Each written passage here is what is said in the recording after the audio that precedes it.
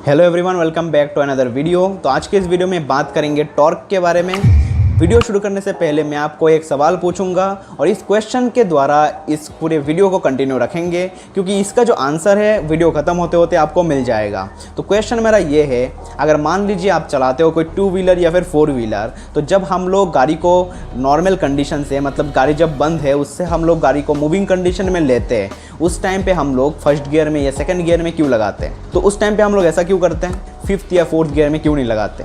तो ये जो है, ये चीज़ आपने शायद करके भी देखा होगा। उस टाइम पे गाड़ी पिकअप नहीं देती और क्लच जलने का चांसेस रहता है। तो ये चीज़ क्यों होता है, सारा चीज़ बताएंगे इस वीडियो में। तो यहीं पे आता है टॉर्क का रिक्वायरमेंट। टॉर्क समझाने के लिए ये सबसे बेस्ट क्वेश्चन है, मैं मानता हूँ। और ये इस चीज़ को अगर हम कंटिन्यू करेंगे इस वीडियो में, तो आपको अच्छे से पूरा चीज़ पता चल जाएगा। टॉर्क का क्या रिक्वायरमेंट होता है हमारा, और टॉर्क कितना ज़्यादा इंपॉर्टेंट है कोई भी ऑटोमोबाइल के लिए, चाहे वो इलेक्ट्रिक ड्राइव हो चाहे ये कंबशन इंजन ड्राइव हो। तो अभी शुरू करते हैं इस वीडियो को। तो सबसे पहले यहाँ पे कोई ना कोई मोटरसाइकिल का एग्जाम्पल तो हमें लेना ही पड़ेगा। तो यहाँ पे मैं ले रहा हूँ होंडा शाइन का एग्जाम्पल, क्योंकि उसका टॉर्क आउटपुट है 10 न्यूटन मीटर। और ये जो टॉर्क आउटपुट है ये आप स्पेसिफिकेशन शीट में देख सकते हो। तो 10 न्यूटन मीटर ईजी होगा समझाने के लिए, इसी कारण से इसको ले रहा हूँ मैं। तो मान लीजिए यहाँ पे हमारा इंजन है, इंजन का टॉर्क जो मैक्सिमम दे पा रहा है वो है 10 न्यूटन मीटर। और ये कहाँ पे एक्ट हो रहा है? इंजन का जो क्रैंक शाफ्ट है वहाँ पे। तो हमारा जो अभी गाड़ी है, गाड़ी को चलने के लिए टॉर्क का रिक्वायरमेंट हमेशा ज़्यादा होता है। तो अभी जब गाड़ी स्टेशनरी कंडीशन में रहता है और मूविंग कंडीशन में जाता है, उस टाइम पे टॉर्क का रिक्वायरमेंट थोड़ा ज़्यादा रहता है। जब गाड़ी हिल क्लाइंब करता है उस टाइम पे तो और ज़्यादा बढ़ जाता है रिक्वायरमेंट। और उसके बाद जब गाड़ी स्पीड में चलता है, मान लीजिए 100 किलोमीटर पर आवर स्पीड में जा रहा है, उस टाइम पे भी टॉर्क का रिक्वायरमेंट बढ़ जाता है, क्योंकि उस टाइम पे एरोडायनामिक ड्रैग एक्ट होता है गाड़ी में।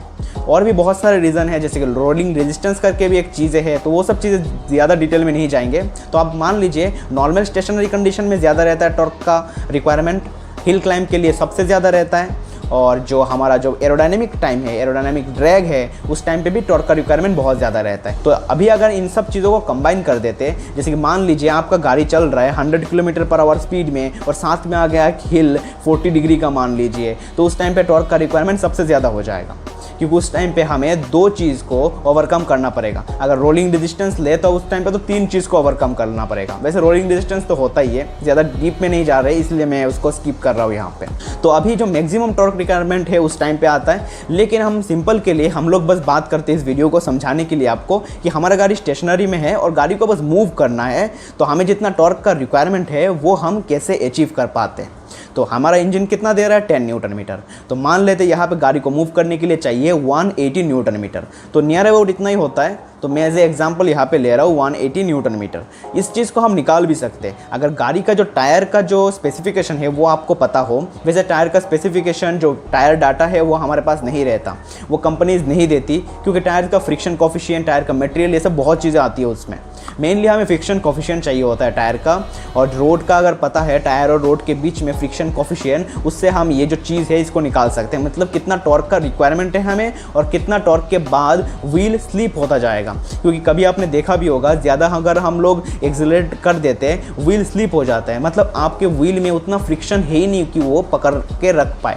आपने शायद देखा होगा जो मोटो जीपी है या फिर आपका जो फार्मूला 1 है, उसमें जो स्लिक्स टायर यूज़ किया जाता है, स्लिक टायर में जो उसका फेस होता है बिल्कुल ट्रेड के बिना होता है। तो ट्रेड के बिना क्यों रखते हैं? क्योंकि ज़्यादा कॉन्टैक्ट पैच रहेगा तो उससे क्या होगा, उतना ही ज़्यादा फ्रिक्शन बनेगा, और जितना ज़्यादा फ्रिक्शन होगा उतना ही अच्छे से टॉर्क ट्रांसफ़र होगा आपके रोड पे।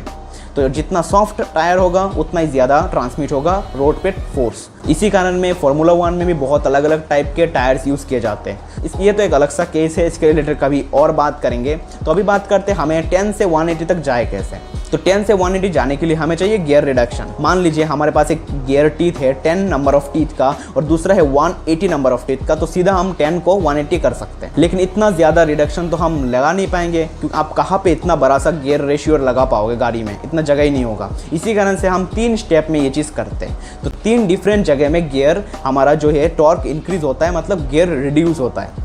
तो रिड्यूस क्या है वो चीज़ भी समझाऊंगा आपको। कि जो 3 रिडक्शन है उसको हम कहते हैं प्राइमरी रिडक्शन, सेकेंडरी रिडक्शन और फाइनल रिडक्शन। तो यहाँ पे प्राइमरी रिडक्शन जो है वो कहाँ पे होता है? आपका इंजन का जो क्रैंकशाफ्ट है, क्रैंकशाफ्ट से पावर जाती है गियर बॉक्स में, क्योंकि क्रैंक और गियर अलग अलग चीज़ है। क्रैंक के पीछे ही हमेशा ज़्यादातर गियर होता है अगर मोटरसाइकिल की बात करें। तो उसके बीच में जो ट्रांसमिट हो रहा है पावर, आपका जो मोमेंट ट्रांसमिट हो रहा है वहाँ पे एक गियर रिडक्शन होता है, जिसको कहते हैं हम प्राइमरी रिडक्शन। मान लीजिए आपके क्रैंक में जो गियर लगा हुआ है उसमें है 10 नंबर ऑफ टीथ, और आपके जो गियर बॉक्स का इनपुट शाफ्ट है उसमें लगा हुआ है 20 नंबर ऑफ टीथ।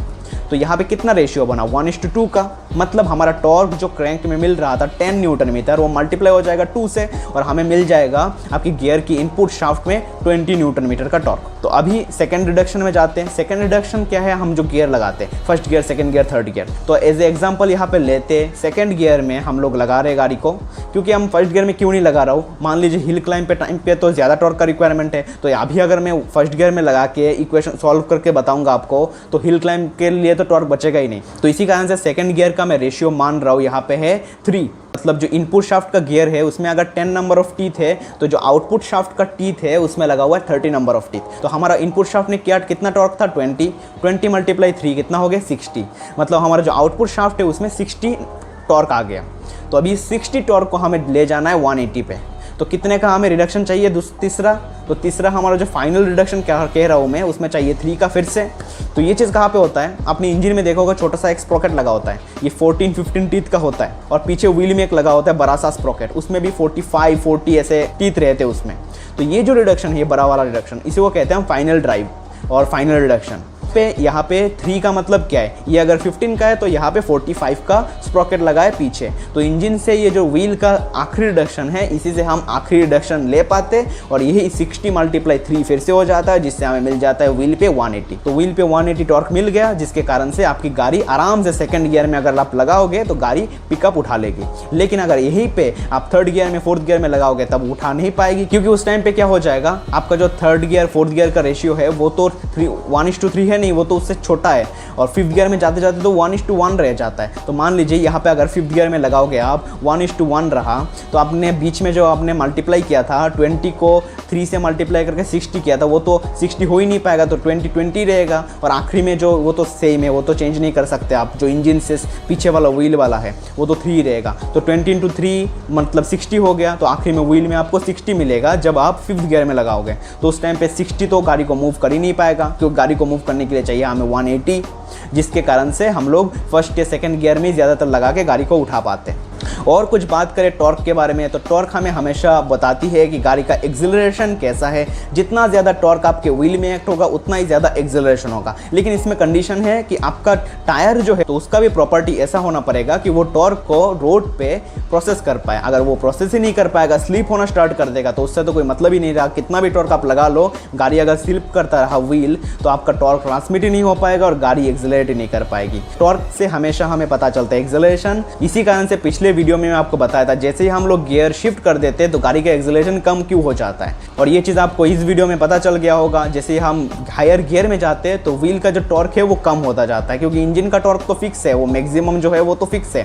और हम लोग क्या करते हैं, गियर्स को उठाते रहते धीरे धीरे, मतलब एक के बाद एक ऊपर जाते रहते हैं, और जितना ही ऊपर जाते टॉर्क हमेशा हमारा कम होता रहता है। जितना कम होता रहता है टॉर्क, एक्सेलरेशन जो है गाड़ी का, एक्सेलरेशन जो है मतलब 0 to 60 चले गए मान लीजिए 10 सेकंड में, लेकिन जो 60 से 120 पहुंच नहीं पाएंगे 10 सेकंड, उसमें लग सकता है हमें 20 सेकंड 30 सेकंड भी लग सकता है। तो क्योंकि हमारा एक्सेलरेशन कम होता जा रहा है, मतलब हम लोग गियर शिफ्ट कर रहे हैं। तो आशा करता हूं समझ में आ गया होगा आपको ये चीज़। और जो क्वेश्चन मैंने सबसे पहले बताया था वो भी मैं क्लियर कर पाया हूँ। तो यही था इस वीडियो में। अगर अच्छा लगा ये वीडियो ज़रूर लाइक कर देना इस वीडियो को। अगर कमेंट में कुछ बताना है तो ज़रूर बताना, आगे क्या ऐड करना है इस सीरीज़ में। और इस लाल बटन को दबा के सब्सक्राइब करके रखिए इस चैनल को, ऐसे ही वीडियो आगे भी देखने के लिए। Thank you for watching and be connected.